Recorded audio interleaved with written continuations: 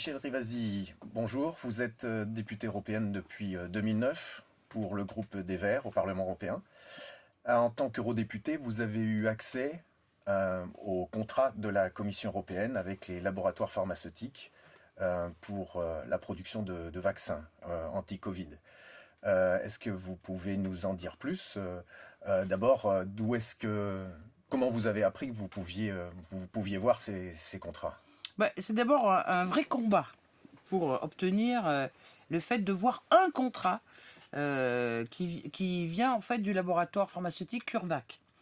Pour tout vous dire, en septembre, on a voté d'urgence une rallonge sur le budget européen de 2,1 milliards d'euros pour les laboratoires pharmaceutiques, pour booster les laboratoires pharmaceutiques, pour qu'ils fabriquent ces vaccins. Bon. En novembre, on a commencé à dire « Ok, vous êtes en train de négocier avec les labos, mais on veut une transparence pour savoir combien vous donnez à chaque labo. C'est quoi le calendrier de la négociation?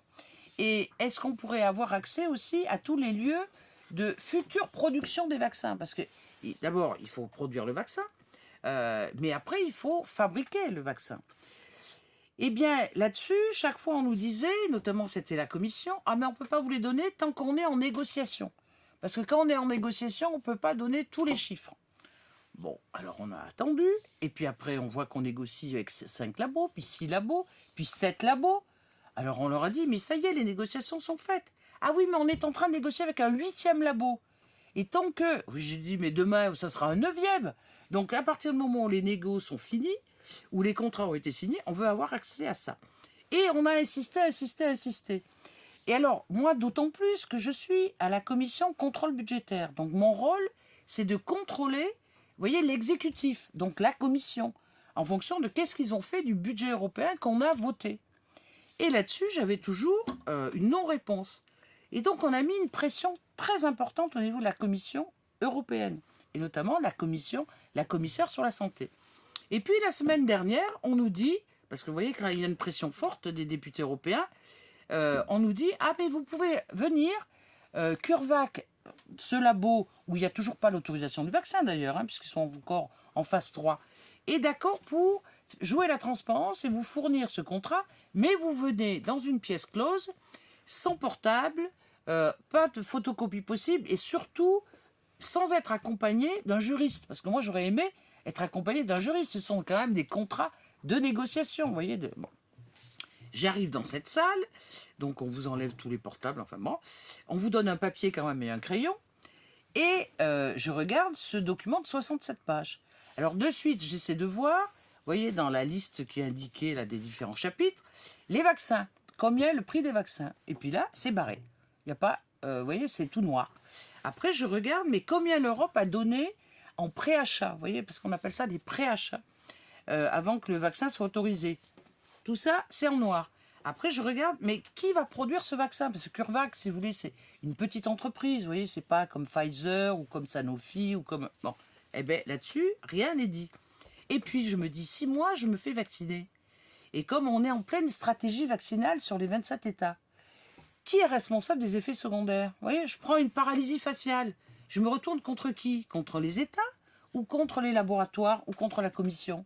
Eh bien, les 6 pages sur les 6 pages, il y a 2 pages là-dessus, eh bien, elles ont disparu.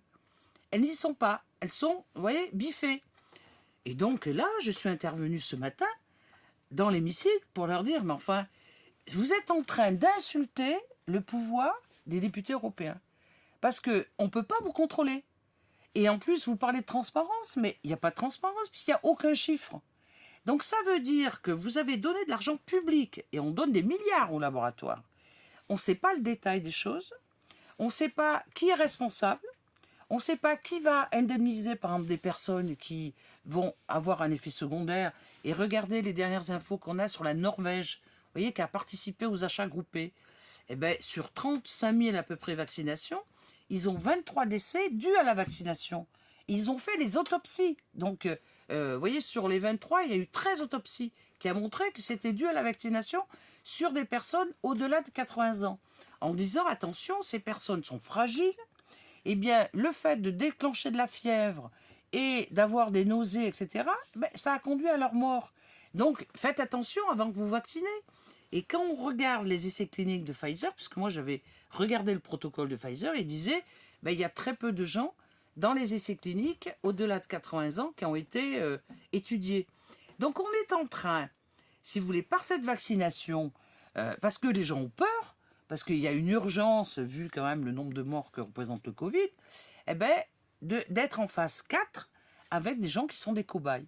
Et on a utilisé les premiers cobayes, ce sont les personnes âgées. Et vous voyez que l'info, en fait, elle est venue de la Norvège, et de l'autorité sanitaire norvégienne. Donc, c'est pas, vous voyez, des infos, des fake news. Eh bien, ils disent qu'il faut faire attention, pour les personnes au-delà de 80 ans, regardez bien la balance bénéfice-risque. Est-ce que si on est fragile, ils disent, il vaut mieux pas vacciner que vacciner. Parce que vous pouvez entraîner. Parce que quand même, 23 sur 35 000, vous voyez, on est à 1 pour 1000. On n'est pas à 1 pour 100 000. Et donc, vous voyez que l'impact des effets secondaires. Donc, il était légitime que moi, je pose la question de dire, on ne me donne pas les éléments en tant que députée européenne pour contrôler la Commission. Et en même temps, les citoyens européens ne savent pas qui est responsable des effets secondaires. Et ça, c'est pas admissible. Et qu'est-ce que vous avez fait? Eh bien, j'ai posé la question dans normal. l'hémicycle avec la commissaire, avec la ministre là, qui représente la présidence actuelle, pour avoir ces réponses. Et je vais les avoir dans quelques minutes. J'ai noté que vous considérez que les premiers vaccinés sont des cobayes?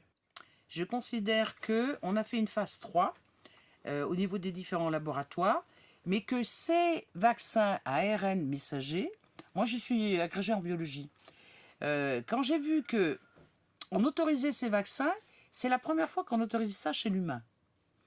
C'est quand même des vaccins, si vous voulez, un peu expérimentaux. Donc, le faire sur 30 ou 40 000 patients en tant qu'essai clinique, c'est pas suffisant. Là, c'est des millions et même des milliards de personnes qui vont être vaccinées. Et quel est le recul qu'on a à moyen et à long terme? Vous voyez, à court terme, il y a eu quand même des problèmes d'allergie. Dans le protocole de Pfizer, il était dit pas vacciner les enfants parce qu'on n'a pas fait d'études cliniques à moins de 16 ans. Chez Moderna, qui utilise aussi l'ARN messager, ils disent 18 ans. Après, ils disent, pour les personnes âgées, faites attention pour les gens qui prennent des anticoagulants. Et puis, on a vu, en fait, les premiers retours des gens qui ont été vaccinés, qu'il y avait des problèmes d'allergie. C'est-à-dire que si moi, je suis allergique à des médicaments ou à de l'alimentaire, eh bien, il vaut mieux pas trop que je me fasse vacciner. Donc, voilà les éléments qu'on a. D'où vous voyez que la phase 4, c'est bien une phase où les gens qui se font vacciner sont cobayes, en fait, sur la connaissance des effets secondaires de ces vaccins.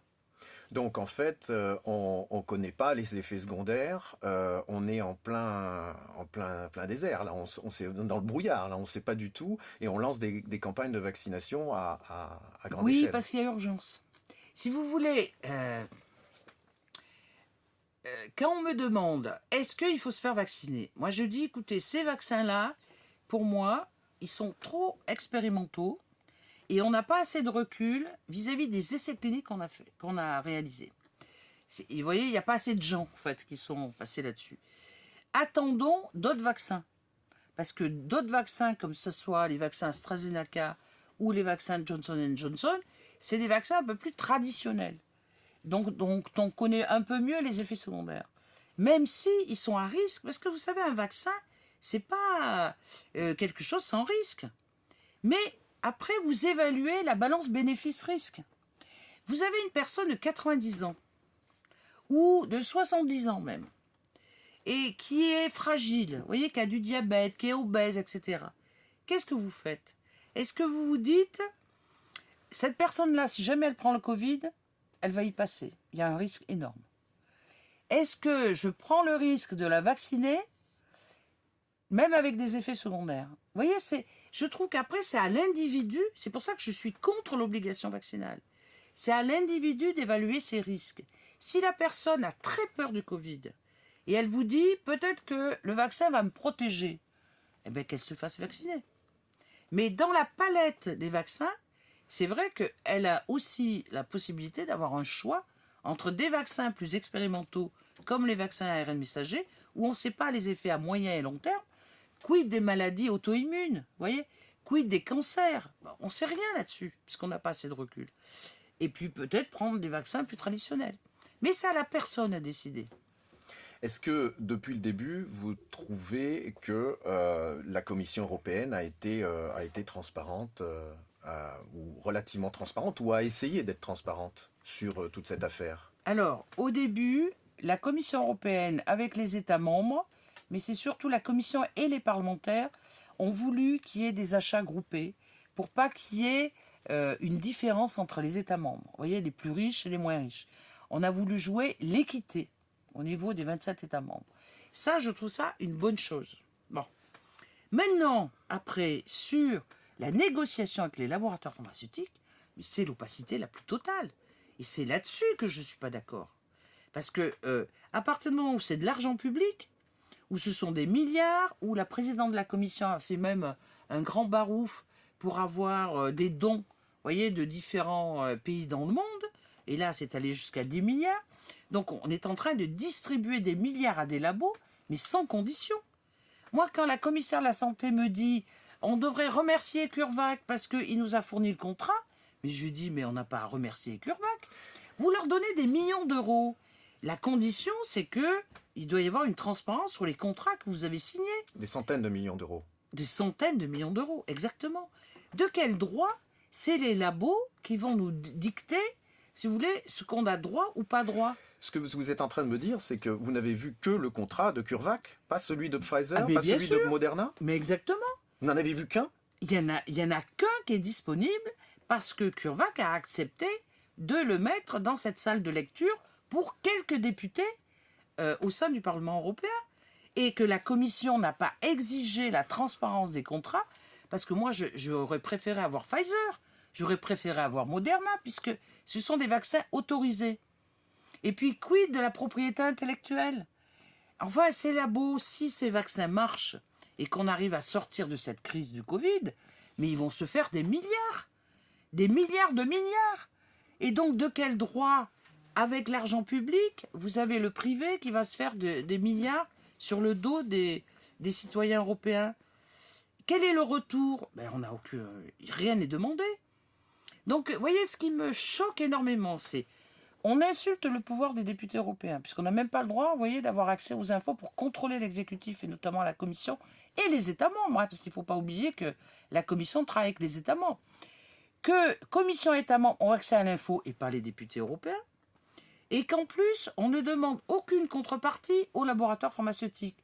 Parce que ce qu'il ne faut pas oublier, c'est que si CureVac, si Moderna, si Pfizer a pu mettre en place des vaccins à ARN messager, c'est grâce à la recherche publique.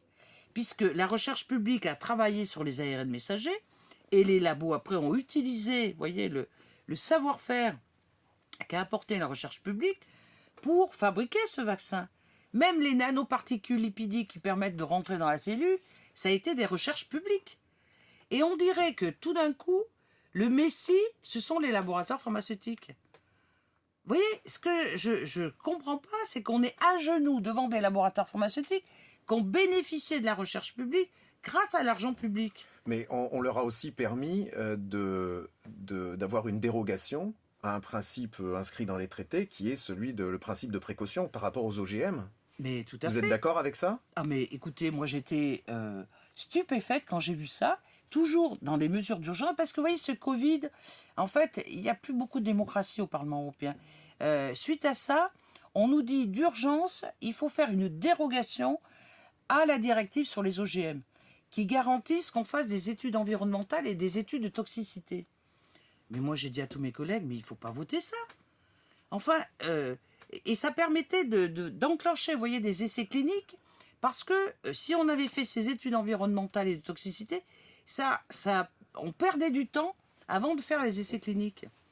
Mais enfin, s'il y a un danger, et d'ailleurs la plupart des vaccins, ce sont des vaccins OGM. Vous voyez, on utilise un adénovirus, qu'il soit de chimpanzé ou humain, et puis, vous voyez, on a modifié le patrimoine génétique. Donc, ce sont des vaccins génétiquement modifiés. Donc, non seulement on est des cobayes sur des vaccins, mais on est aussi des cobayes sur des OGM. ah ben on est des cobayes sur des OGM, parce que ces études-là, parce que ce qui avait été dit quand même, c'est que pendant la phase clinique, vous voyez, on dérogeait à la directive européenne, mais qu'après, ils devaient faire ces études environnementales. Donc moi, je leur ai dit, mais si vous donnez l'autorisation, où elles sont les études environnementales que les labos devaient faire? Pour l'instant, on ne les a pas. Donc je trouvais que c'était assez incroyable de jouer sur cette dérogation, parce que on surfe sur la peur. Les gens sont tellement paniqués. Alors c'est vrai que quand on voit les images de tous ces hôpitaux pleins, vous voyez, de cimetières qui se remplissent de décès. On peut faire dire ce qu'on veut à des images. Mais tout à fait. Donc ça demande aussi un contrôle des images. Mais enfin, vous voyez, autant moi je me suis beaucoup intéressé à l'Afrique, et qu'en Afrique, c'est pas la catastrophe. Hein. Quand on voit l'Afrique de l'Ouest, il n'y a pas énormément de morts. Mais quand vous allez l'Afrique du Nord, au Maroc, quand vous voyez ce qui se passe au Brésil, c'est très bizarre ce virus. Vous voyez, il y a des choses qu'on ne comprend pas. Il y a une partie où il y a le climat, mais pas que. Il y a une partie où c'est la jeunesse, vous voyez, qui est beaucoup moins enclinte à déclencher des effets graves de cette maladie. Et puis après, il y a des choses où c'est vraiment le point d'interrogation.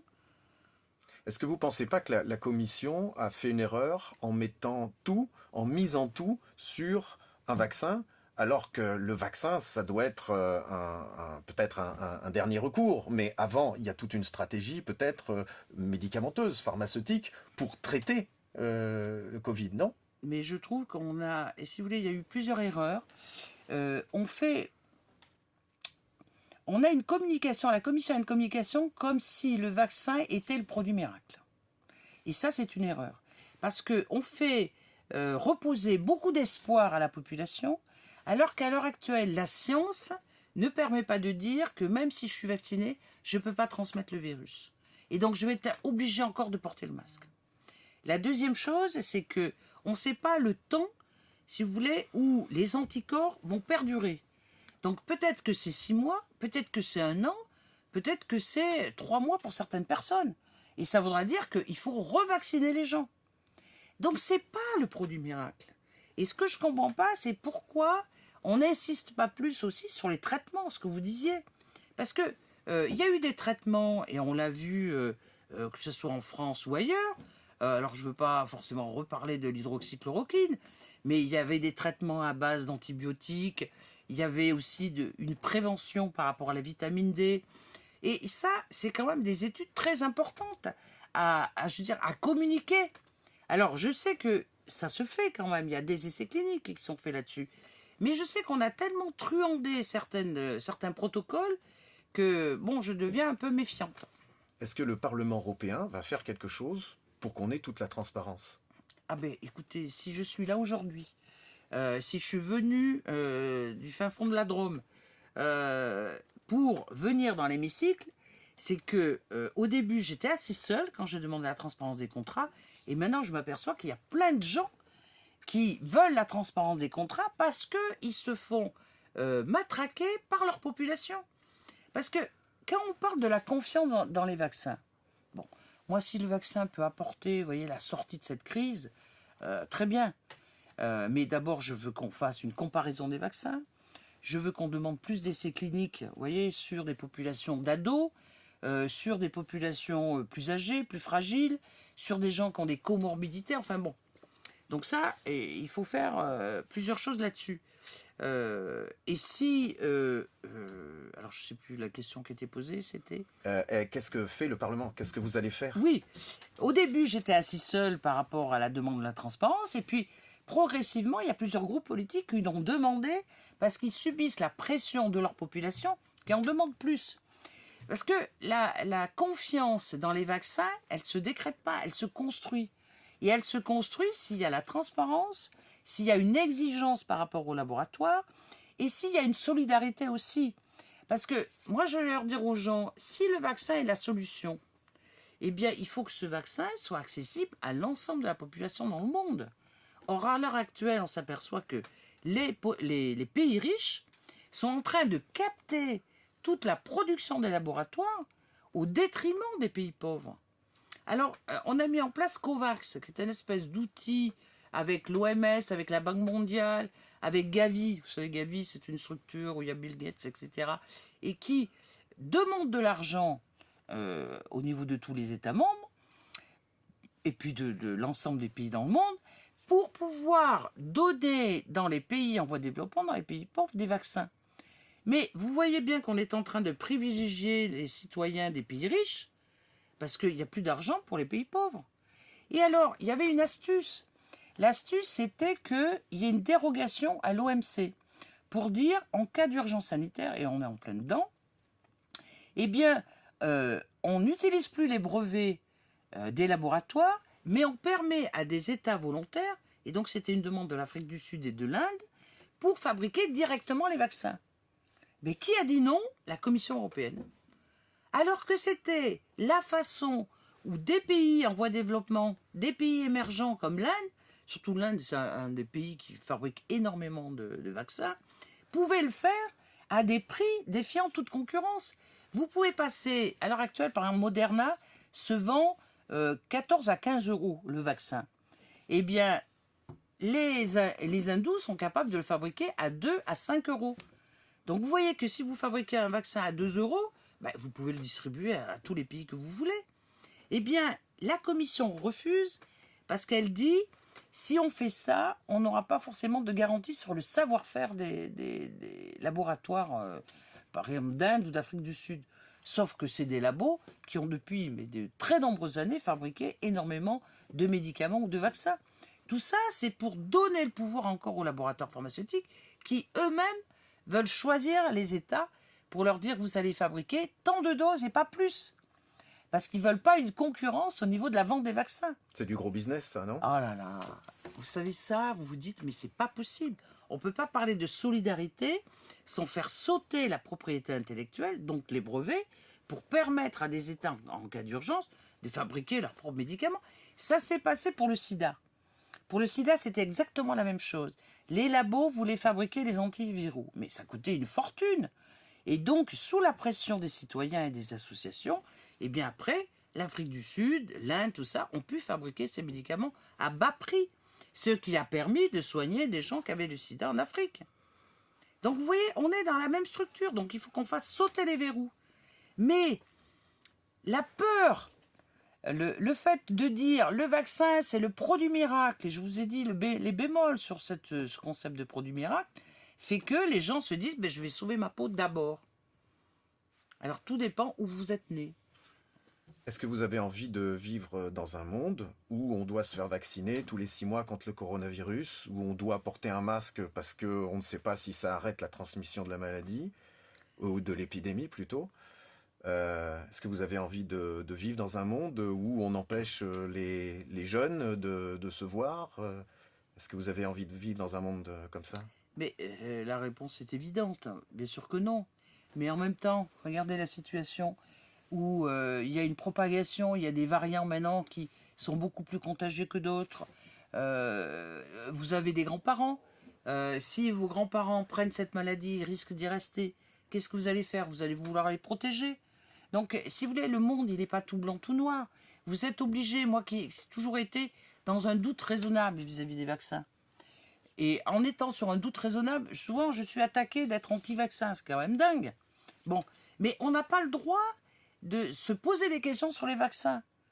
Et si vous êtes en France, c'est, je crois, le pire. Vous voyez, vous êtes de suite taxé anti-vaccin ou pro-vaccin.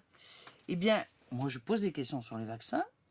Je veux qu'on fasse des études comparatives. Je veux qu'on ait plus accès aux données. Je veux que les effets secondaires soient bien identifiés. Je veux qu'il y ait une responsabilité qui soit claire. Mais c'est vrai que, comme j'ai pas envie de vivre dans ce monde masqué, qui détruit la démocratie, qui détruit la convivialité, vous voyez, qui détruit les échanges humains, eh ben, il faut bien qu'on trouve une solution collective. Donc ça passera par une prévention avec une bonne immunité corporelle. Et ça, c'est pour ça que je vous parlais tout à l'heure de la vitamine D, de la vitamine C, du zinc, etc. Ça passera par des traitements, ça passera par un renforcement des hôpitaux, puisque vous voyez qu'on avait sabré le service public lié à l'hôpital par rapport à son financement, et ça passera aussi par les vaccins. Mais c'est une palette qui va apporter la solution. C'est pas qu'un produit miracle. Merci beaucoup, Michel Rivasi. Mais merci à vous. Merci.